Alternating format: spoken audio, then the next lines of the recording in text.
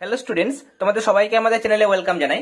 আজকে আমরা ক্লাস 7 এর প্রশ্নবিচিত্রা থেকে দেখো পরিবেশ ও বিজ্ঞানে যেটা 3 নম্বর স্কুল বেলদা গঙ্গাধর একাডেমি, এই স্কুলের আমরা কোশ্চেন পেপারটা সলভ করে নেব। দেখো আমাদের ফিজিক্যাল সায়েন্সের মধ্যে প্রথম প্রশ্ন, উপছায়া গঠিত হয়, এক্ষেত্রে আলোকোৎস যদি বিস্তৃত হয়, বিস্তৃত আলোকোৎসের ক্ষেত্রেই উপছায়া গঠিত হয়, আর বিন্দু আলোকোৎসের ক্ষেত্রে শুধুমাত্র ছায়া গঠিত হয়, কোনো উপছায়া গঠিত হয় না। সূর্য যখন মাথার উপরে থাকে তখন কোনো বস্তুর ছায়া, এক্ষেত্রে অপশন সিটা তোমরা কারেক্ট করবে। এরপরে প্রতিফলিত রশ্মিগুচ্ছের প্রকৃতি কেমন হবে তা নির্ভর করে আয়নার কিসের উপর? আয়নার বক্রতার উপর। আমি এখানে লিখে দিচ্ছি। চুম্বকের মাঝ বরাবর অঞ্চলকে কি বলা হয়? যেখানে কোনো আকর্ষণ বা বিকর্ষণ বল কাজ করে না, সেটাকে বলা হয় উদাসীন অঞ্চল। কেমন? নাইক্রোম তার কি কি দিয়ে তৈরি হয়? নাইক্রোম তার তৈরি হয় লোহা থাকে, যার চিহ্ন হচ্ছে Fe, তার সঙ্গে থাকে নিকেল মানে Ni, লোহা নিকেল, এবং তার সাথে থাকে ক্রোমিয়াম।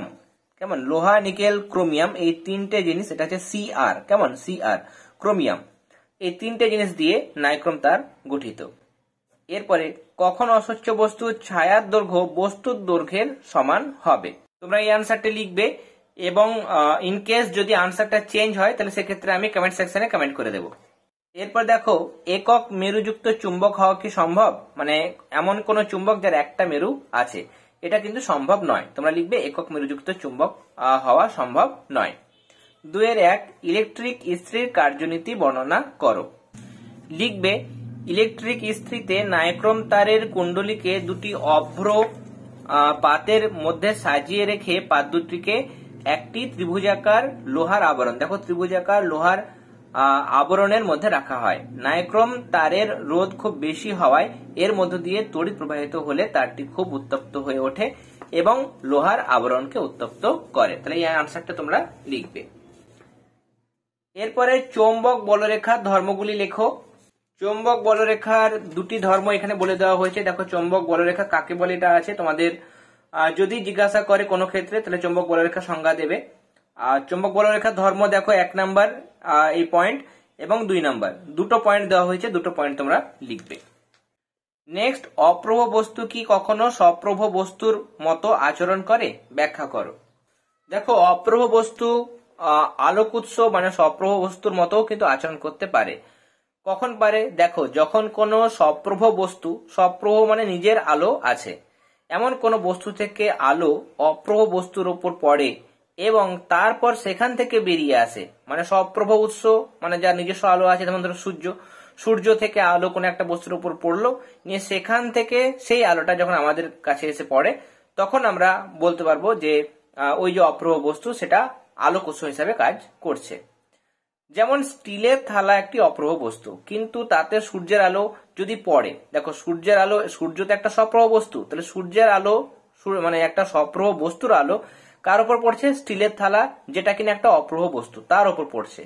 নিয়ে সেই আলোটা আমরা কি করতে পারবো? সেই আলোটা আমরা স্টিলের থালা থেকে আলোটা আমরা কি করি, ছোটবেলায় আমরা করতাম যেটা, সেটা হচ্ছে অন্য কোনো জায়গায় আলোটা কিন্তু ফেলতে পারতাম, তাই না? বা তুমিও চাইলে করতে পারো, সেই আলোটাকে দেওয়ালে বা অন্য কোনো জায়গায় ফেলতে পারো। তাহলে এই কি হচ্ছে, এখানে সূর্যের আলো পড়ে সেই আলো ঠিকরে যখন দেওয়ালে পড়ে তখন স্টিলের থালাটি আলোক উৎসের মতো কাজ করে, তখন স্টিলের থালাটা মনে হচ্ছে যেন একটা সপ্রভ বস্তু বা আলোক উৎস। তাহলে এরকম ভাবে কিন্তু অপ্রভ বস্তু আলোক উৎসের মতো কাজ করতে পারে। দেখো পেজ নাম্বার হচ্ছে 34। এরপরে দেখো, খালি বালতি দেখার পর জল ভরা বালতি দেখলে কম গভীর মনে হয় কেন? কোন একটা ফাঁকা বালতি যতটা গভীর মনে হয়, জল ভর্তি করার পর সেটার গভীরতা কিছুটা কমে গেছে বলে কিন্তু মনে হয়। দেখো জলপূর্ণ বালতির তলদেশে থাকা একটা কয়েন হতে পারে বা একটা বিন্দু তুমি মনে মনে ভেবে নিলে, সেই বিন্দু থেকে আগত যেটা অপসারী, যেটা ছড়িয়ে যাচ্ছে, দেখো অপসারী যেটা আলোক রশ্মি গুচ্ছ ঘন থেকে লঘু মাধ্যম মানে জল থেকে বাতাসে প্রতিষ্ঠিত হওয়ার সময় অবিলম্ব থেকে দূরে সরে যায়। চোখ এই বাঁকা পথ অনুসরণে ব্যর্থ হয়, মানে এই বাঁকা পথ অনুসরণ করতে পারে না বলেই অপসারী রশ্মি বরাবর তাকালে সেগুলি যেখানে মিলিত হয় সেখানে সেই বিন্দুর অসৎ প্রতিবিম্ব কে আমরা একটু উপরে দেখতে পাই। এ কারণেই মনে হয় যেন বালতির গভীরতা কিছুটা কমে গেছে। তাহলে এরকম ভাবে তোমরা আনসারটি রেফারেন্স বুক থেকে লিখে নেবে। এরপর আমরা লাইফ সায়েন্সের আনসার গুলো দেখে নেব। প্রথমে দেওয়া হয়েছে দেখো, রাইজোবিয়াম অণুজীব বাস করে কোন গাছের মূলে? আনসার হবে সিম্বিগোত্রীয় উদ্ভিদ যেমন মটর। ফুলের যে অংশটি ফলে পরিণত হয় সেটা হচ্ছে ডিম্বাশয়। পরের পাতায় চলে যাব। অঙ্কুরোদ্গমের জন্য আবশ্যক হলো অক্সিজেন আবশ্যক। গাঢ় নুন জল লোহিত রক্তকণিকার সাপেক্ষে হচ্ছে হাইপারটনিক। এরপরে সমানুপাত পরাগধানীতে পরাগরেণু থাকে, ডিম্বাশয় কি থাকে? ডিম্বাণু। কাণ্ড ও পাতায় যে কোণ উৎপন্ন করে তাকে বলা হয় কক্ষ। সেপটিক ট্যাঙ্ক থেকে নির্গত বিষাক্ত গ্যাসটা হচ্ছে হাইড্রোজেন সালফাইড মানে H2S। বেমানানটা বের করতে হবে। দেখো এগুলোর মধ্যে ফলত্বকটা ফলের অংশ, বীজপত্র বীজত্বক ভ্রূণাক্ষ এগুলো হচ্ছে বীজের অংশ। তাহলে এখানে ফলত্বকটা আলাদা। এরপরে 3-1 একটি আদর্শ ফুলের বিভিন্ন অংশ চিহ্নিত করো। দেখো এখানে আদর্শ ফুলের চিত্র দেওয়া হয়েছে। তোমরা এরকম ভাবে একটা ফুল এঁকে বিভিন্ন যে অংশগুলো রয়েছে বৃত্তি, দলমণ্ডল, পুংস্তবক, স্ত্রীস্তবক সেগুলো তোমরা দেখাবে। একটা চিত্রের মধ্যে দেখাবে তাহলে কিন্তু তোমাদের হয়ে যাবে। আর এটা তোমরা এরকম ভাবেও আঁকতে পারো। এরকম একটা ফুল, তাহলে এখানে তোমাদের ভালো মতো ভাবে দেখো স্ত্রীস্তবক আলাদা দেওয়া হয়েছে, পুংস্তবক, দলমণ্ডল। বৃত্তিটা ভালোভাবে তোমরা আঁকবে, কেমন? নিচের পোর্শনটা ভালো করে এঁকে বৃত্তি উপবৃত্তি এগুলো কিন্তু তোমরা দেখাবে। বাকি যেগুলো অংশগুলোকে আলাদা করে দেখিয়েছি সেগুলো তোমাদের অঙ্কন করার দরকার নেই। অভিশ্রবণ কি? জীবজগতে অভিশ্রবণের গুরুত্ব লেখো। অভিশ্রবণ হচ্ছে এমন একটা ভৌত পদ্ধতি যেখানে অর্ধবেদ্য পর্দা দিয়ে আলাদা করা দুটি সমপ্রকৃতির কিন্তু আলাদা আলাদা ঘনত্ব, একটা কম ঘনত্ব একটা বেশি ঘনত্ব, এরকম আলাদা করা দ্রবণ থাকবে। সেখানে কি হবে দেখো, কম ঘনত্বের দ্রবণ থেকে বেশি ঘনত্বের দ্রবণে দ্রাবক অণু প্রবেশ করে। এই যে পদ্ধতি সেটা হচ্ছে অভিশ্রবণ পদ্ধতি। তাহলে অভিশ্রবণ পদ্ধতি হলো তোমরা লিখতে পারো যে ভৌত প্রক্রিয়ায় অর্ধবেদ্য পর্দা দিয়ে আলাদা করে থাকা দুটি আলাদা ঘনত্বের দ্রবণের দ্রাবক কম ঘনত্বের দ্রবণ থেকে বেশি ঘনত্বের দ্রবণে প্রবেশ করে তাকে অভিশ্রবণ বলে, বা যেভাবে দেওয়া হয়েছে সেভাবে তোমরা লিখতে পারো। আর জীব জগতে অভিশ্রবণের গুরুত্ব দেখো, উদ্ভিদ জগৎ প্রাণী জগৎ দুটোই দেওয়া হয়েছে, কিন্তু তোমাদের দেখো মার্কস দেওয়া হয়েছে কিন্তু দেখো 2 মার্কস। তাহলে সেক্ষেত্রে উদ্ভিদ জগতে তোমরা দুটি গুরুত্ব লিখবে। যেমন দেখো এখানে লিখতে পারবে তোমরা প্রথম পয়েন্টটা এবং সেকেন্ড পয়েন্টটা দেবে। একই রকম ভাবে তোমরা যদি পারো তাহলে এক্ষেত্রে এই পয়েন্টটাও লিখতে পারো, পত্ররন্ধ্র খোলা ও বন্ধ হওয়া কিন্তু অভিশ্রবণ দ্বারা নিয়ন্ত্রিত হয়। আর প্রাণী জগতের ক্ষেত্রে দেখো প্রথম পয়েন্টটা, অভিশ্রবণের মাধ্যমে কোষের ভিতরে ও বাইরে দুটো জায়গাতে কিন্তু জলের ভারসাম্যটা বজায় থাকে, দেহের বাইরে মানে কোষের ভেতরে এবং বাইরে।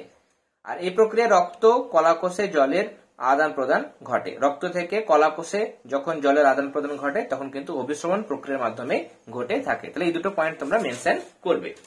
এরপর দেখো আমাদের আজকের সেটের শেষ প্রশ্ন, সমুদ্রের জলের একটি অস্তিযুক্ত মাছকে যদি পুকুরের জলে রাখা হয় তাহলে সেক্ষেত্রে কি পরিবর্তন ঘটবে এবং এই পরিবর্তনের কারণ কি?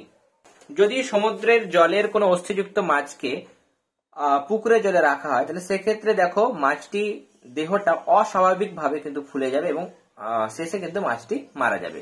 তার কারণ হচ্ছে দেখো, সমুদ্রের জলের অস্থিযুক্ত মাছের দেহ তরলের ঘনত্ব পুকুরের জলের দেহ মানে যেটা ঘনত্ব তার তুলনায় বেশি। তাহলে সমুদ্রের জলের মাছ, তাহলে সেক্ষেত্রে নোনা জলের মাছ মানে তার যে দেহ তরল তার ঘনত্বটা বেশি।